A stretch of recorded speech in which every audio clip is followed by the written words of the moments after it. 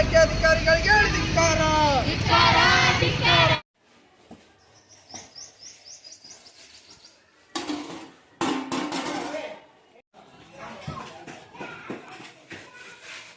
ಊಟ ಹಾಕುವಲ್ಲಿ ವಿಫಲರಾಗಿರ್ತಕ್ಕಂಥ ಬಿಸಿಎಂ ಅಧಿಕಾರಿಗಳಿಗೆ ಧಿಕ್ಕಾರ.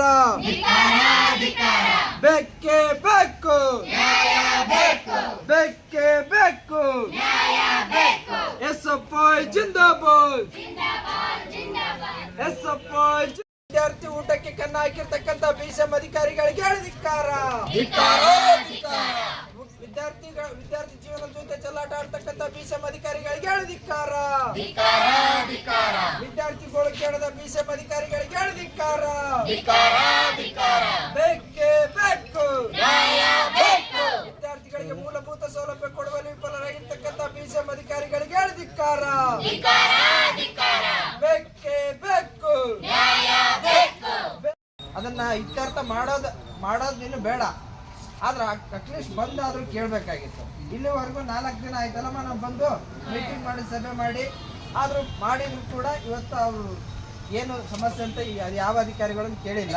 ಹಾಗಾಗಿ ವಿದ್ಯಾರ್ಥಿಗಳು ಮತ್ತು ನಮ್ಮ SFI ಒತ್ತಾಯ ಏನಂತಂದ್ರೆ ತಾಲೂಕು ಆಫೀಸರ್ ಬರಬೇಕು ಮತ್ತು ಈ ಸಮಸ್ಯೆ ಇಲ್ಲಿ ಇತ್ಯರ್ಥ ಮಾಡಿದ ಮೇಲೆ ನಾವು ಎದ್ದು ಹೋಗೋದು. ಅಲ್ಲಿವರೆಗೂ ಉತ್ತರ ಏನು ಆರೈಕೆ ಉತ್ತರ ಕೊಡೋದು, ಆಶ್ವಾಸನೆ ಕೊಡೋದು ಅದೆಲ್ಲ ಇಲ್ಲ. ಆಶ್ವಾಸನೆಗೆ ನಾವು ಹೋಗೋದಿಲ್ಲ. ಹಾಗಾಗಿ ನಮಗೆ ಆ ಬಿಲ್ಡಿಂಗ್ ಬೇಡ. ಅಲ್ಲಿ ವಿದ್ಯಾರ್ಥಿಗಳು ಓದಲಿಕ್ಕೆ ಅನುಕೂಲನೇ ಇಲ್ಲ.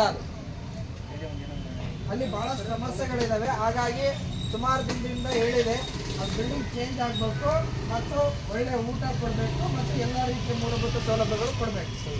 ಹೌದಲ್ಲಮ್ಮ? ಮುಖ್ಯವಾಗಿ ಅಡುಗೆಗಳು ಕೂಡ ಚೇಂಜ್ ಆಗುತ್ತೆ. ತಂದಾಗ ಸರ್ ಏನು ಹೇಳಿದ್ರು ಬರ್ತೀನಿ ಅಂದವರು ಇಲ್ಲಿವರೆಗೂ ಬಂದಿಲ್ಲ. ಅವರು ನಾವೀಗ ಆಲ್ರೆಡಿ 2 ಸಾರಿ ಲೆಟರ್ ಕೊಟ್ಟು ಕರೆಸಿದ್ದೀವಿ.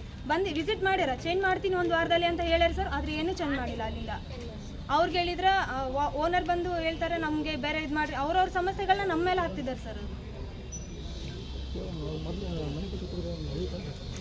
ವಿದ್ಯಾರ್ಥಿಗಳು